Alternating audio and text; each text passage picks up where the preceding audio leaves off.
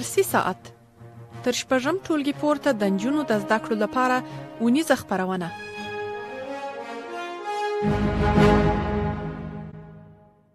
اعوذ بالله من الشیطان الرجیم. بسم الله الرحمن الرحیم. سلامونه نیکی هیله او احترامات مې قبول کړئ. قدرمنو او ګلالۍ سکونکو، هیلهمند یم چې تاسو ټول به راته روغ او جوړ او صحتمند اوسئ او د صحت جامې به مو په تن وي. زه برېښنا غمخوار یو ځل بیا هم تاسو ټولو ته ښه راغلاست وایم. د 10م ټولګي جغرافیه مضمون دویم لوست ده. هیله ده چې د تېرې ورځې لوستونه به مو په پوره او دقیق ډول سره زده کړي واوسیږي او نوي لوست ته د پوره امادګۍ سره راغلي واوسیږي. درنو زده کوونکو، یو ځل بیا هم یادونه کوم مخکې له دې نه چې زه ستاسو د نن ورځې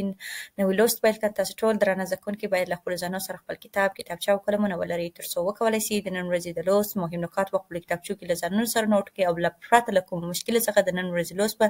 دقیق او درست ډول سره زده کړي. ګلالۍ زده کوونکو، زموږ او ستاسو د نن ورځې 12م لوست موضوع په لوست کې عبارت ده له طبیعي چاپېریاله څخه او همچنان د ځنګلونو ساتنه. دا هغه دوې مهم موضوعګانې دي چې نن ورځ به موږ او تاسو په لوست کې ولولو او په هکله به یې بشپړ معلومات ترلاسه کړو. نو ستاسو د ټولو قدرمنو او ګلالۍ زده کوونکو د پوره توجه او دقت په هیله یم. هیله ده چې تاسو ټول درانه زده کوونکي د لوست تر پایه پورې راسره ملتیا وکړي او یو څه زده کړئ. ګلالۍ زده کوونکو، زموږ او ستاسو د نن ورځې د لوست لومړنۍ موضوع چې ده د طبیعي چاپېریال په هکله ده. دا چې موږ او تاسو ټول پوهېږو چې طبیعي کلمه موږ هغه څیزانو یا هم هغه شیانو ته استفاده کوو کوم چې الله تعالی جل جلاله په خپل خلقت سره پیدا کړي واوسېږي، یعنې هغه کائنات چې الله جل جلاله په خپل خلقت سره پیدا کړي واوسېږي او په مصنوعي شکل سره یا هم د انسانانو په شکل سره جوړ شوي ونه اوسېږي. نو نن ورځ به موږ او تاسو د طبیعي چاپېریال په هکله بشپړ معلومات ترلاسه کړو. درنو زده کوونکو، د ژوند چاپېریال د بیولوژیکي، فزیکي او ټولنیزو ښکارندویو یو ټولګه ده چې یوه برخه بلل کېږي چې یو له بل سره متقابلې اړیکې او ارتباطات لري، چې په ټولنیزه توګه سره انسانان پر ژوند باندې مستقیمه او نیغ په نیغه اغېزه کوي، چې دا د انسانانو یوه مهمه دنده ده چې دغه د چاپېریال د ککړتیا او د ناپاکو ساتلو څخه باید په کلکه توګه سره ډډه وکړي او د ژوند چاپېریال ساتلو لپاره سترې هلې ځلې سرته ورسوي، تر څو زموږ په شاوخوا کې چې کوم توکي دي هغه زموږ خپل شاوخوا چاپېریال یا هم کومه شاوخوا چې ده دا باید منظمه، پاکه او سوتره واوسېږي. ځکه که چیرې زموږ او ستاسو چاپېریال ککړ یا هم خیرن واوسېږي، نو په هغه صورت کې به زموږ او ستاسو ژوند هم له ډېرو زیاتو ستونزو او کړاوونو سره مخامخ وي. الله جل جلاله په خپل خلقت سره ښکلی چاپېریال زموږ او ستاسو دپاره جوړ کړی دی، خو د هغه روزنه او ساتنه یې بیا موږ او تاسو ته سپارلې ده. انسانانو یوه مهمه دنده له ککړتیا او ناپاکو څخه د ژوند د چاپېریال ساتل دي، چې که څه هم موږ او تاسو په شاوخوا کې دغه کوم چاپېریال چې موږ او تاسو ورته متوجه واوسېږو، په دې ټولو کې هغه څه زموږ او شاوخوا چې د چاپېریال یې جوړ کړی دي، په چاپېریال کې ټوله 2 ډوله عناصر لیدل کېږي. یو یې حیاتي یا هم ژوندي عناصر دي درنو زده کوونکو، او دوم یې لکه دغه حیاتي یا هم ژوندي عناصر یې عبارت له چی څخه دي؟ انسانانو، ژوو، بوټو، ونو، زربیني کوچني ژوندي موجودات، کوچني شیان دي چې حشرات هم په دې جملو کې راځي، او همچنان د دې ترڅنګ دویمې چې دي ناژوندي شیان دي چې زموږ او ستاسو په چاپېریال کې موجود دي. ناژوندي شیان بیا کومو شیانو ته ویل کېږي چې الله تعالی جل جلاله په خپل خلقت کې د دې دنیا پر مخ باندې موږ او تاسو لپاره پیدا کړي دي. هغه له جملو څخه یو پخپله اوبه دي، تیږه ده، خاوره ده، هوا ده، چې دغه شیان الله جل جلاله د طبیعي نظام داسې جوړ کړی دی چې په هغه کې د اجزاو بېلابېلې برخې ترمنځ طبیعي انډول موجود دی یا هم تفاوت یې پکې شته. که چیرې موږ او تاسو دغه انډول ګډوډ شي، نو د ژوند چاپېریال به ناوړې اغېزې وکړي او موږ او تاسو به له سترو ستونزو او مشکلاتو سره مخامخ سو. ګلالۍ زده کوونکو، طبیعي چاپېریال زموږ په ګران هېواد افغانستان کې ځینې هغه سیندونه چې د لوړو غرنیو برخو څخه پیل کېږي او دوی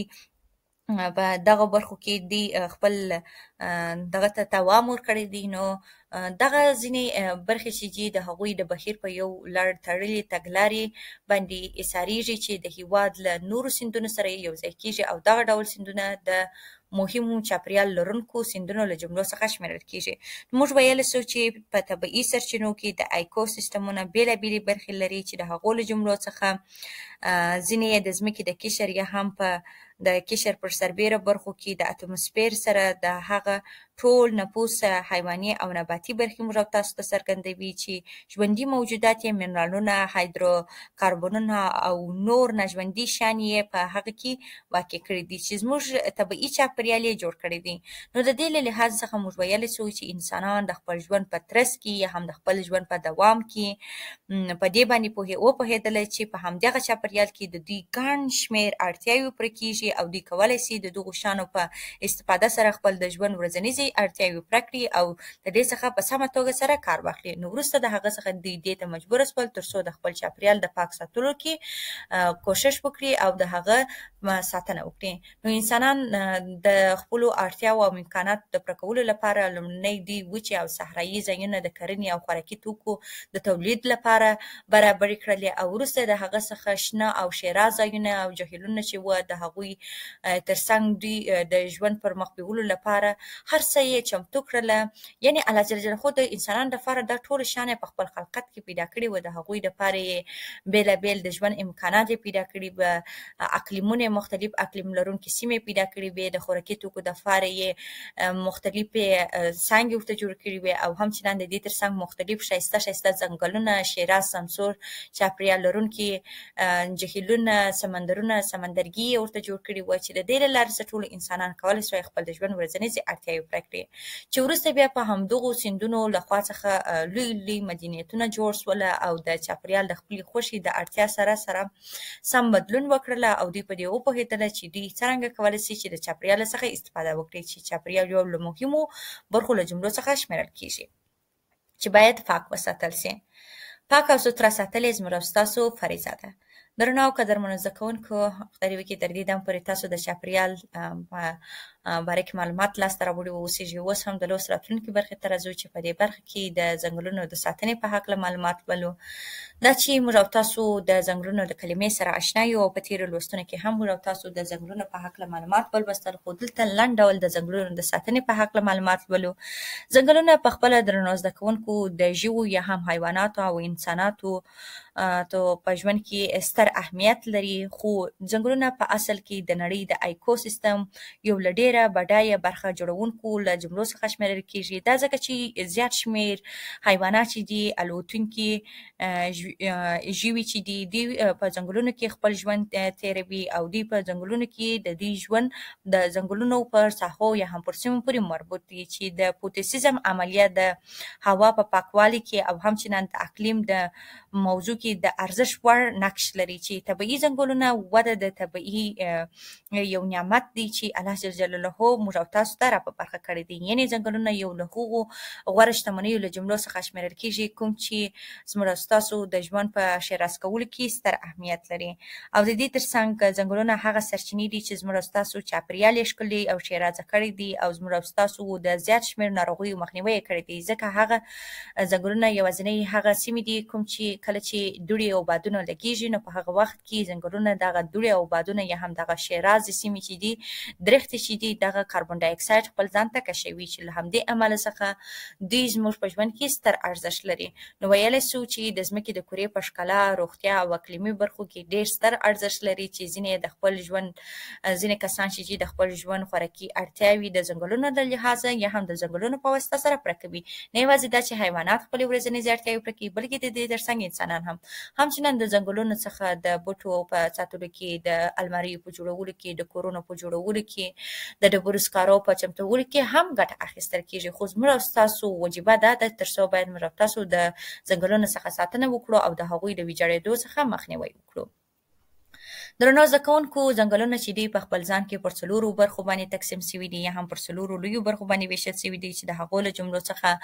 لومړنۍ ځنګلونه چې دي ستنې پاڼې لرونکي ځنګلونه دي، یعنې ستنې ته ورته کوچنۍ کوچنۍ پاڼې لري چې دغه پاڼې یې تیره تیره سرونه لري. او دوم یې هم پلن پاڼې لرونکي ځنګلونه دي چې پلنې پلنې پاڼې یې دي لکه انګورو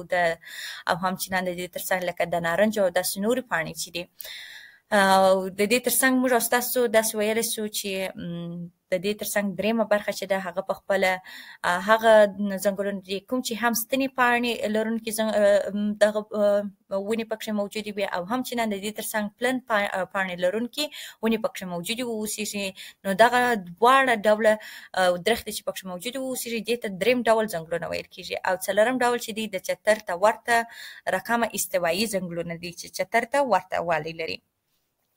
چې دا ټول زموږ او ستاسو د هیواد د اقتصاد په پیاوړتیا کې او د افغانستان د هیواد د پرمختګ کې ستر اقتصادي رول لري چې موږ او ستاسو دا دنده لرو ترڅو موږ او تاسو وکولای شو چې د ځنګلونو په هکله معلومات لاسته راوړو او د خپلو نورو ملګرو او دوستانو سره هم شریک کړو، ځکه چې ځنګلونه یوازینۍ هغه سرچینه ده چې زموږ او ستاسو په ژوند کې ستر بدلونونه او تغییرات راوستلي دي. اوس هم درنو زده کوونکو د لوست په دې برخه کې موږ او تاسو د ځنګلونو نقش او اهمیت په هکله معلومات ولو چې ځنګلونه زموږ او ستاسو په ژوند کې څه نقش او اهمیت لري. ځنګلونه ډېر مهم اهمیت لري زموږ او ستاسو په ژوند کې. په تېره بیا درنو زده کوونکو د خاورې د ښویېدو د مخنیوي کوي، د څارویو لپاره د وښو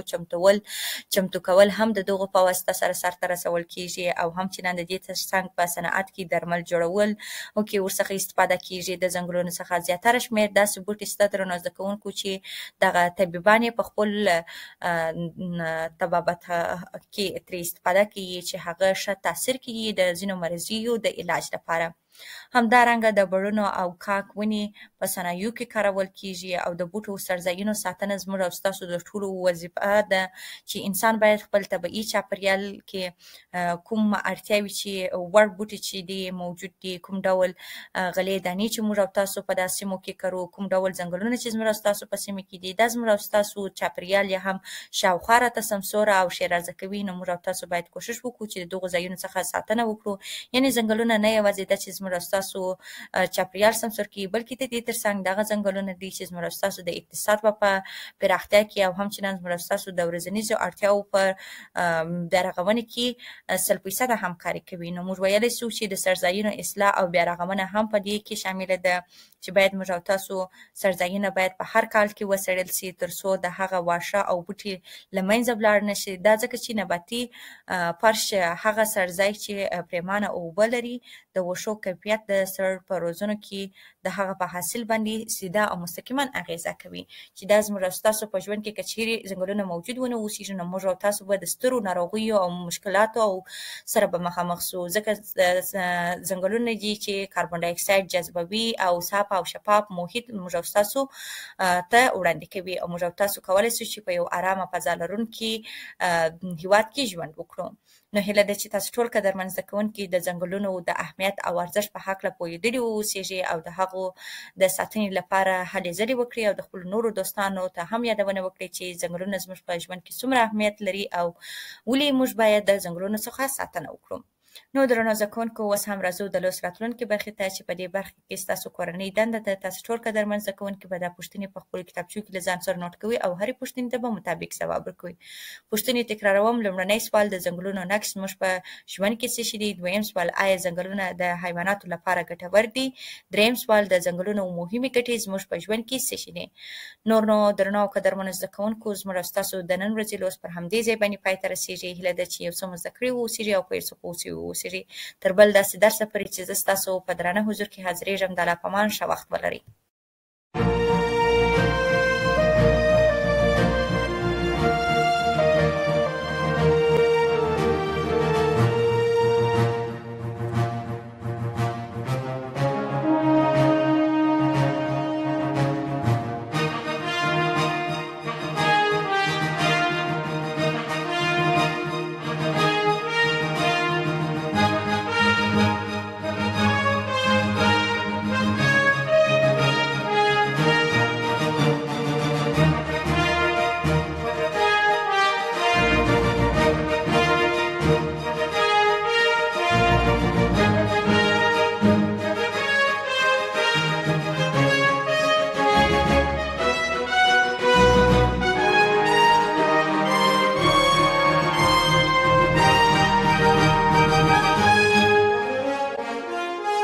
Thank you.